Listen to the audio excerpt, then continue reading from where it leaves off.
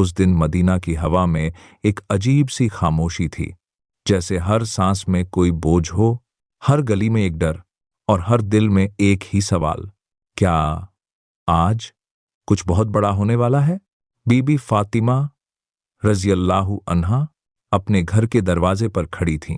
लोग आते जाते सब एक ही बात कह रहे थे, या फातिमा, आज नबी सल्लल्लाहु अलैहि वसल्लम की तबीयत बहुत नाजुक है।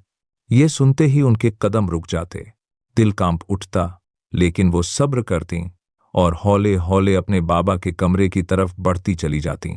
हर कदम एक सवाल, हर सांस एक डर। कमरे में हल्की सी रोशनी थी, दीवारों पर सन्नाटा टंगा हुआ था और फिजा में दवा की महक थी। नबी एकरम सल्लल्लाहु अलैहि वसल्लम अपने बिस्तर पर लेटे थे।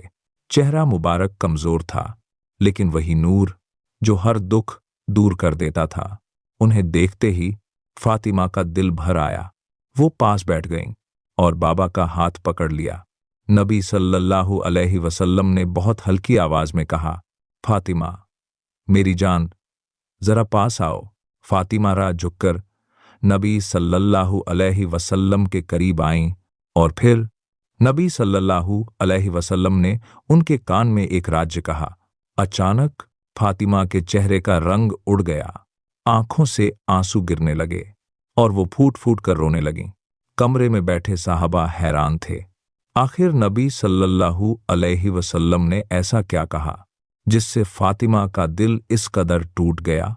कुछ पल बाद नबी सल्लल्लाहु अलैहि वसल्लम ने दोबारा इशारा किया, फातिमा एक बार और पास आओ। फातिमा, इस बार उनकी आवाज में एक अलग सी नरमी थी, एक अलग सा सुकून। फातिमा फिर झुक गईं और इस बार नबी सल्लल्लाहु अलैहि वसल्लम ने दूसरा राज कहा। जैसे ही उन्होंने वो बात सुनी, अचानक उनके आंसू थम गए, चेहरे पर हल्की मुस्कान आ गई। जिस बेटी ने अभी रोते हुए दिल खो दिया था, वही बेटी अब मुस्कुरा रही थी। कमरे में मौजूद हर सहाबी हैरान, अभी रोई अब मुस्कुराई, इसका मतलब कुछ न कुछ बहुत बड़ा है, बहुत ही बड़ा।